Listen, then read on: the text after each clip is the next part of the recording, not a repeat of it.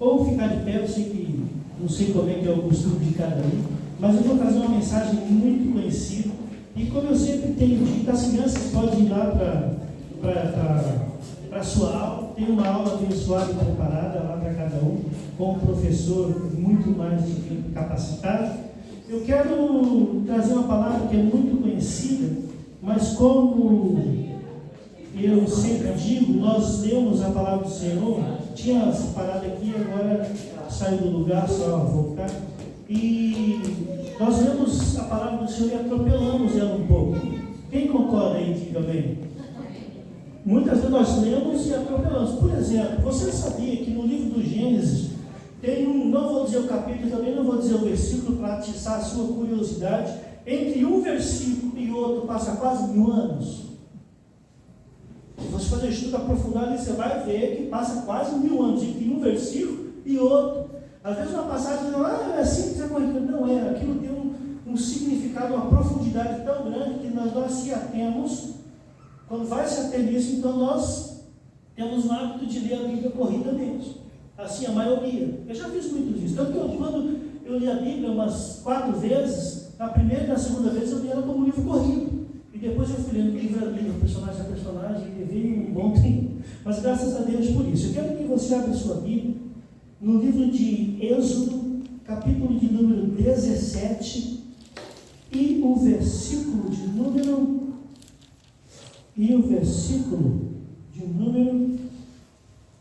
5. E o versículo de número 5 e 6. Somente 2 versículos, te resumo tudo para o retorno do Senhor. Êxodo 17 e o versículo 5 e 6. Já apareceu ali em cima? Amém. Diz assim a palavra do Senhor. Então disse o Senhor a Moisés: passa diante do povo e toma contigo alguns anciões de Israel, e toma na tua mão a sua vara ou o seu cajado, em algumas versões, com que feriste o rio, vai. Isso aqui é interessante. Quando o Senhor fala com que feriste o rio, não tem aquele adendo, tanto no hebraico quanto em todas as coisas, e vai. Isso daria a conotação de que o Senhor estava lá em cima e Moisés que manda. Mas quando ele fala, pega a tua vara, vai, ele está falando com Moisés, assim, direto. Isso é muito bom, sim ou não? Sim. E agora o versículo 6 diz assim: eis que eu estarei ali diante de ti sobre a rocha em Horebe, e tu ferirás a rocha e dela sairá águas, e o povo beberá. E Moisés assim o fez diante dos olhos do ancião de Israel. Nós te agradecemos por tua presença. Obrigado por ter falado conosco através dos louvores. Continua falando através da tua palavra, pelo teu Espírito Santo, para onde glória ao teu santo nome, em nome de Jesus. Amém? Amém. Então vamos entender um pouco esse negócio. Quando Moisés ou Moses, como alguns gostam de dizer, ele recebe a sua incumbência ou o seu chamado. O interessante é que o chamado de Moisés, a preparação dele, começou antes do seu nascimento. Como assim? Porque quando a sua mãe, a Joquebede, ela engravida, ela põe em seu coração que o filho dela não pereceria nas mãos do então faraó, ou Tutmoses, ou Tutmés I, que já era quando Moisés foi concebido. E conhecemos a história dele, que ele foi colocado num cesto, jogado no Rio Nilo, tem toda uma trajetória de história sobre isso. E quando ele sai do Egito, quando tem ali, foge para o deserto de Padã Arã, que cometeu aquele assassinato, que matou aquele egípcio, e pelas leis egípcias, o egípcio não poderia ferir outro egípcio, e não importava a casta, ou seja, a sua posição social, a sua linhagem, com exceção da pessoa somente de Faraó, não poderia ser. Eles eram muito rígidos quanto às leis. E Moisés foge, vai para o deserto de Padã Arã, nós conhecemos essa história, e ali ele se casa, e ele tem 2 filhos, um se chamou Gerson, o outro se chamou Eliezer, e depois ele trabalha 40 anos com o sogro Jetro, e ali quando ele retorna novamente para o Egito, aquela dinastia faraônica havia mudado. Não era mais o Tutmos ou Tutmés I, agora o Tutmos ou Tutmés III que assumiu o trono. E a história diz que foi um faraó muito ruim, muito mal. E além disso, o interessante também é que o próprio Senhor endurecia o coração, ele já era ruim, e o próprio Senhor endurecia o coração dele. E agora Moisés ele tem essa incumbência de ele volta como libertador. E agora o Senhor começa a usar Moisés, e quando ele lança, eu gosto de deixar frisado isso, quando ele vem para diante de Faraó, e ele lança o primeiro desafio, a primeira praga que vai ferir as águas do rio Nilo, e ele coloca um cajado no rio Nilo, um cajado de carvalho, ele coloca no rio Nilo, e as águas se convertem em sangue, até ele lançar a 10ª praga lá na frente, que culminou com o início da Páscoa, o início do efetivo do calendário do povo judeu. São 10 a 11 meses. Quanto tempo, igreja? 10 a 11 meses.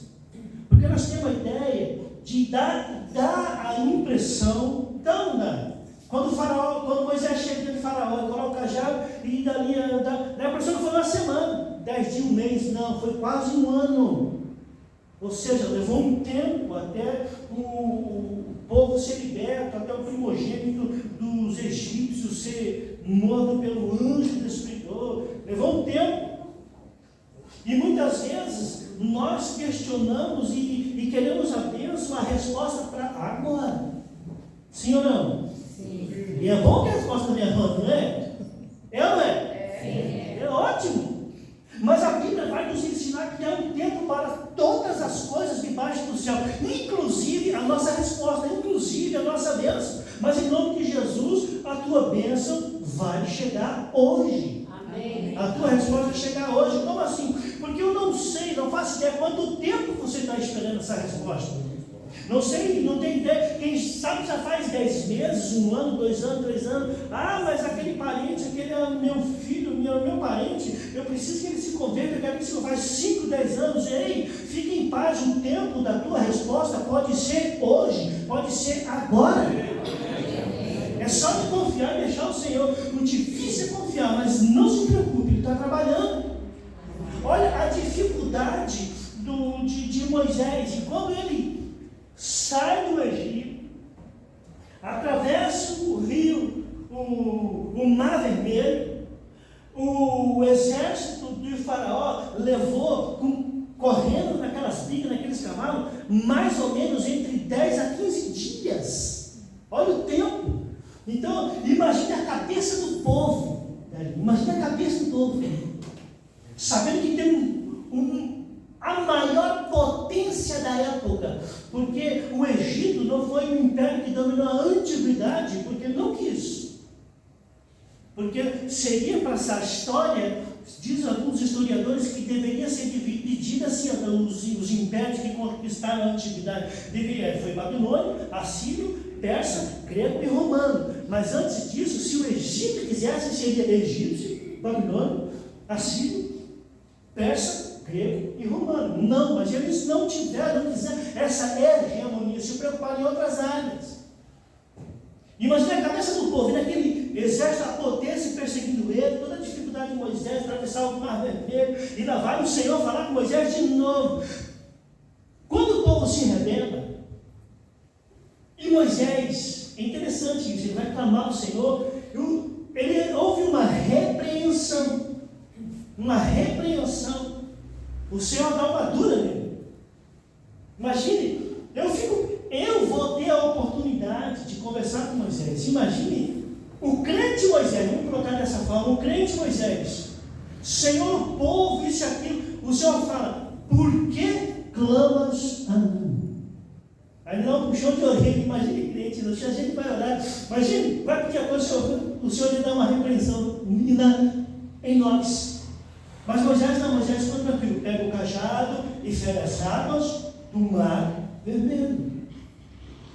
E agora, 3 meses depois, quando eles se acampam no Vale de Refidim, o interessante é que o Vale de Refidim, e essa é a pronúncia correta, eu acho a pronúncia correta, mas fácil para mim pronunciar, o Refidim, vou usar o termo, ocidental, eles quer dizer sustentação ou sustentável. Em algumas traduções mais antigas quer dizer a base que sustenta. Vale do Refidim, em pleno deserto. O povo está acampado ali, e quando o povo está acampado, falta água. O detalhe de faltar a água não é tão simples assim, porque tinha homens, mulheres, crianças e gado e animais que eles haviam ganhado do povo egípcio. Então tudo isso iria perecer no deserto, era muita coisa. E 2,5 milhões, 2 milhões e 600 homens, fora mulheres e crianças. Diz alguns historiadores e alguns estudiosos que tem o QI mais elevado que o meu, lógico. Estima-se que mais ou menos entre 5 milhões a 6 milhões de pessoas. É muita gente, é uma nação inteira. Começaram e o povo é uma bênção. O povo é uma bênção. Ele quer isso, dá, mas não está bom, quer aquilo. Dá aquilo, não está bom, ele quer mais aquilo. Nós somos assim também. Sim ou não? Sim. Quer ver? Você que gosta de carro, compra um carro 2020. Aí mudou o ano 2021, que é 2021, 2022, e assim vai sempre querendo mais. Sim ou não? Sim. É errado isso? Não. Não. O errado é nesse processo a pessoa reclamar, a pessoa murmura, esse é o errado. E eles começam a confrontar e a reclamar e querer voltar para a antiga situação. No Egito a gente estava bem, no Egito não morri de sede. E vão culpar quem? A pessoa usada pelo Senhor para libertá-los. Por que foi tirar a gente do Egito? Como se o coitado Moisés colocou um machado egípcio no pescoço e disse: ou você vem, ou você vai, ou você fica, ou você morre. Não obrigou ninguém. Foram por livre, espontânea vontade. E Moisés, de novo, ele vai falar com o Senhor. E o Senhor, o que o Senhor vai falar? No versículo que nós lemos: pega na tua. Alguém leu a Bíblia? Na tua mão. Pegue na sua mão o cajado com que feriste as águas e fere a rocha. E eu irei adiante de ti. Eu não li o resto, mas você vai ler depois. Diz assim: e eu estarei, olha que interessante, adiante de ti sobre a rocha. E estarei adiante de ti sobre a rocha. Então, quando Moisés ele recebe essa incumbência, essa ordenança do Senhor, o Senhor disse: vai que eu estarei na sua frente, e quando você ferir a rocha, eu estarei sobre ela. E Moisés vai, e Moisés fere a rocha, e a água ela começa a brotar da rocha. O interessante é que essa rocha ela foi encontrada nesse deserto. Ela foi encontrada, está até hoje lá, para quem tiver curiosidade de procurar no Dr. Google, você vai encontrar. Ela tem um suco. E a gente fala: Moisés feriu a água da rocha, feriu a rocha e saiu a água da rocha. Beleza. Crente, milagre é milagre. Milagre não tem explicação. Se tiver explicação, não é milagre. Não é milagre. A explicação não é milagre. Essa água que deu para saciar a sede, vamos fechar de 5 milhões de pessoas, mais animais. Essa água ficou jorrando sem fonte, do meio de uma rocha, por mais ou menos 10 meses a 1 ano. Imagina a água, vocês passavam a lagoinha escorrendo. E a Bíblia vai dizer que essa água, e a história civil também vai dizer que essa água eles usaram para armazenar e levar do Vale do Refidim até o pé do Monte Sinai. Durou muito tempo a água jorrada. E quando eles estão ali ainda, veio, olha que interessante, se o inimigo de nossas almas, por isso que a Bíblia sabe disso. Nossa luta não é contra a carne, não é contra o sangue, mas contra as hostes celestiais da maldade. O inimigo queria, por toda lei e maneira, fazer o povo do Senhor perecer no deserto. Fazer com que o povo morresse no deserto. Você não vai entender. Por que essa prova que você passa, que eu passo, que nós passamos, o inimigo ataca bem no momento da tua fragilidade? Ele quer que você pereça nesse deserto, nessa prova. Porque você vai ter dois limiares. Ou vai confiar no Senhor e esperar, ou você vai murmurar e ser reprovado pelo Senhor. Ser reprovado pelo Senhor. Porque a faculdade do Eterno se chama deserto. O aprimoramento dele, segura, crente, se chama fornalha. Está tudo na Bíblia isso aqui. Ele aprimora, lapida o crente na fornalha. Quando é aquela passagem de Jeremias, que ele vai fazer o vaso, e o vaso quebrou isso e aquilo, é tão profunda essa parte, qualquer outra praga aqui, é tão profunda essa parte, a pessoa entende, não, por que o Senhor falou isso? E agora, por que eu estou dizendo isso? Jesus, quando ele é tentado, ele foi tentado no deserto. Se o povo, agora o Senhor mandou livramento, água, já não morre de sede, sim ou não? Sim. Não morre mais de sede. Está livre aquela prova. Está livre. E água no deserto vale mais que ouro. Ó, se levanta o exército de Amalequitas ou de Amaleque. Se levanta contra o povo do Senhor. Os Amalequitas foram conhecidos como os chacais do deserto, como os piratas da areia, um dos povos nômades mais sanguinários que teve na antiguidade, foram os Amalequitas. Eles usavam argola, brinco grande, foram os primeiros a usar piercing, que tanto que o povo de Israel também usou piercing, no copiando deles. Eles eram perversos. Agora o povo de Amaleque se levanta contra o povo do Senhor no deserto. Mas segura essa, crente. A Bíblia disse que o Senhor foi adiante de Moisés sobre a rocha. Adiante do povo do Senhor tem Deus. Ele prepara tudo. Ele prepara tudo. Ele está preparando o teu terreno, está preparando o teu amanhã. E eu vou te provar isso agora. Diga amém, crente.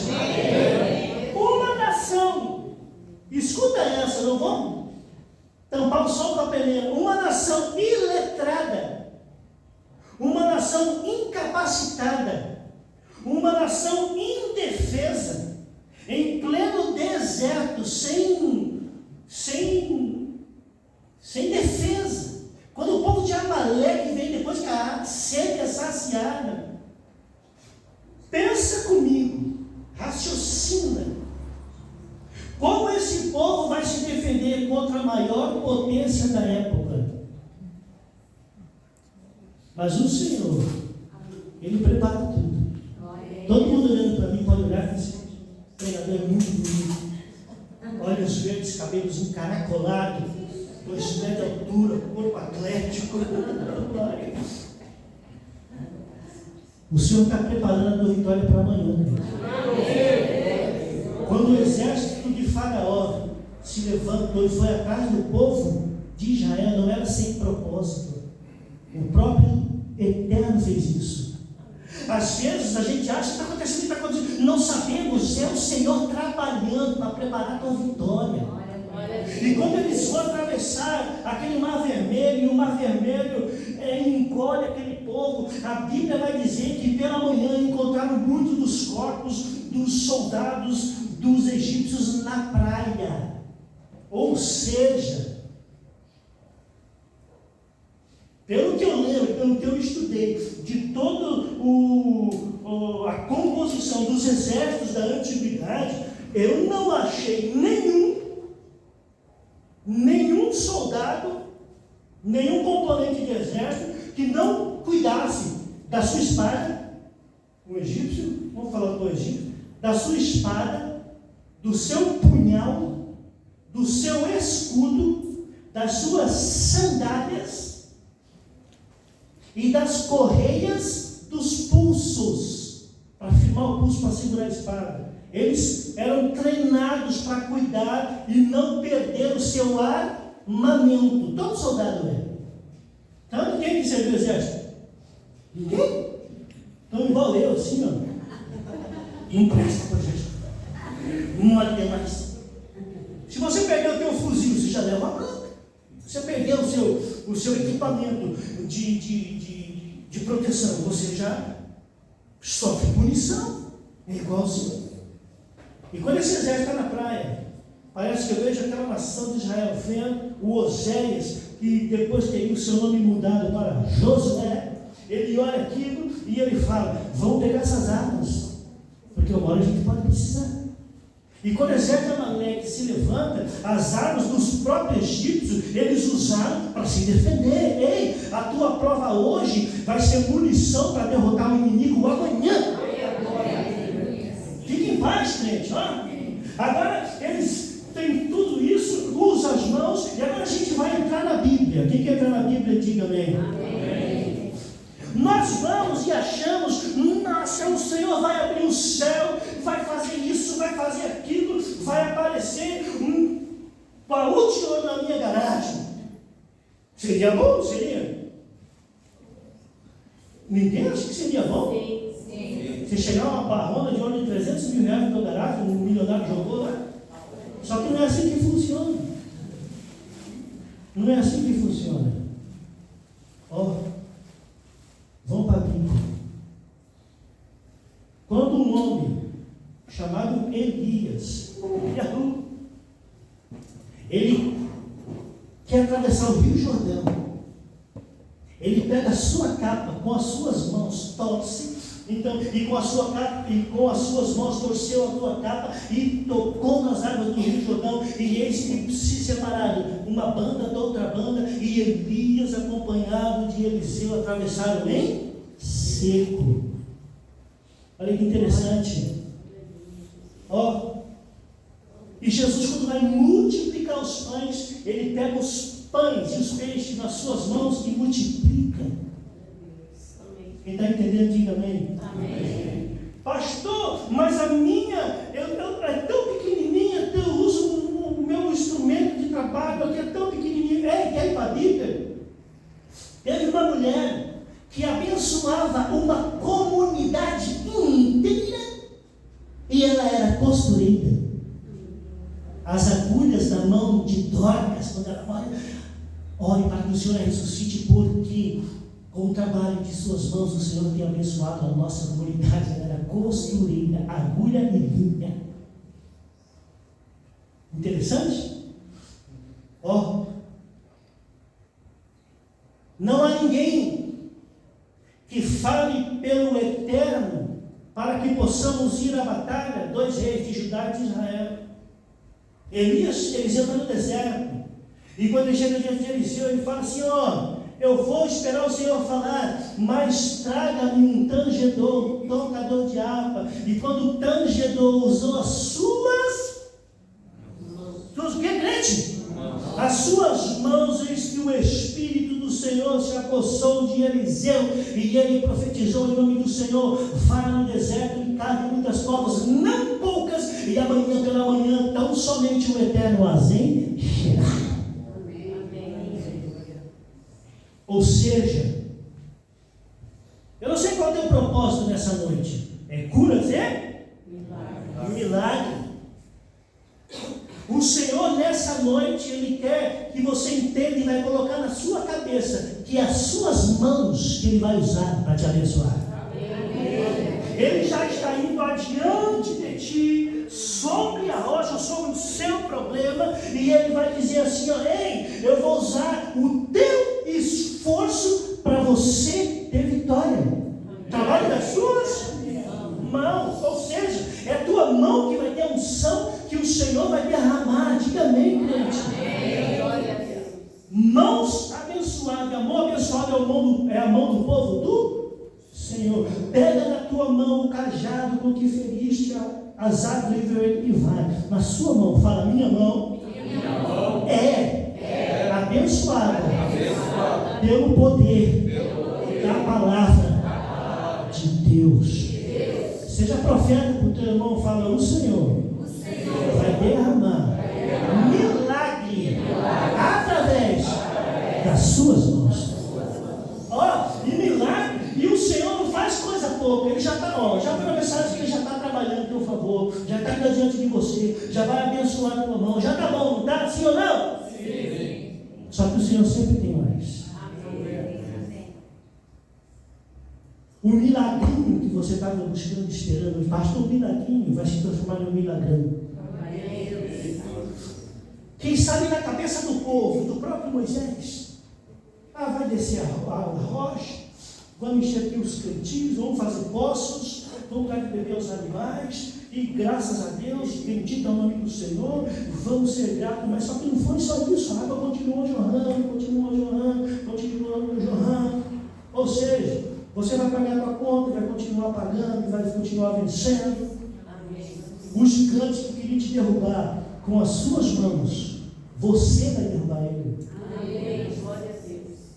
Pode ser um gigante, pode ser 2 gigantes, 3, 4, 5, como foi a história mais profunda de Davi, mas só tinha um diante dele. Mas o Senhor quer usar você que se acha tão pequeno, tua mão que é tão pequena, mas o Deus que está diante de você. Esse é grande. Esse pode fazer. E o detalhe, e o lindo da história é que o mérito não é nosso. Nunca foi, nunca será. O mérito nunca foi nosso, nunca será. Vai ser do Senhor. Vou contar uma história interessante. Tinha uma irmã numa determinada cidade e ela não poderia ter filhos. E ela engravidou. Depois de algum tempo, anos de tratamento, ela engravidou. E nós minimizamos 2 coisas que nós temos. Me inclua na mensagem, que nós temos. Que é o poder da língua. E a tua mão é feita para abençoar. E o médico, a médica que atendeu essa crente é meio doido, né? Atendeu essa crente, ela disse assim, olha, você está grávida, mas o teu filho não vai nascer perfeito. Ele vai ter alguma deformidade. A cabeça do crente, ela colocou as mãos. Colocou o que, crente? As mãos. Na barriga e disse, meu filho é perfeito. Não tem deformidade. Meu filho é abençoado. Diz ela, eu acredito, eu prefiro acreditar no meu irmão do que na realidade. Ela disse que sentiu aquela criança, ela me disse que a gestação mexia, mas tudo bem, minha cabeça de mãe, vai mexer. O embrião mexeu, sei lá. E o cão, o inimigo é tão sujo que ele sempre enviava uma pessoa com espírito de inveja e uma pessoa com o tal do espírito do olhar de inveja e colocava a mão na barriga da mãe. Ô mãezinha, o que o médico falou para você, a pessoa tirava a mão e colocava a mão. Meu filho é perfeito e abençoado. 9 meses depois, disseram assim, e vai nascer prematuro. Ela, meu filho é abençoado e vai nascer no tempo certo. Aquele próximo foi estufando, sangue de Jesus que foi dele. Amém. 6 meses, 7 meses, 8 meses, 9 meses. Crente, escuta essa. Teve uma abençoada que falou, vai nascer hidrocefalia. Então, pai está muito grande. Ela colocou a mão e disse, meu filho é perfeito. E não é que nasceu uma criança saudável. Mãos ungidas e palavras abençoadas. Parece que essa luta vai te derrubar, parece. Mas aonde você colocar a mão, o Senhor vai abençoar e vai jorrar água da rocha. Ou seja, é milagre. Não fica procurando explicação, não fica entendendo, não interessa. Não, foi Deus que fez. Foi Deus que me deu, foi Deus que fez aparecer. Olha, eu não tinha como pagar essa coisa, mas apareceu o dinheiro até dentro da. Em vez de brotar água, brotou foi dinheiro. Em vez de brotar contenda, brotou foi união na minha casa. O diabo será envergonhado, porque o Senhor está adiante da igreja dele. O inimigo pode querer, pode falar, pode fazer o que quiser, mas em nome de Jesus o Senhor está diante de ti. A tua mão vai ser abençoada e vai brotar milagre através das suas mãos. Palmas para o Senhor Jesus.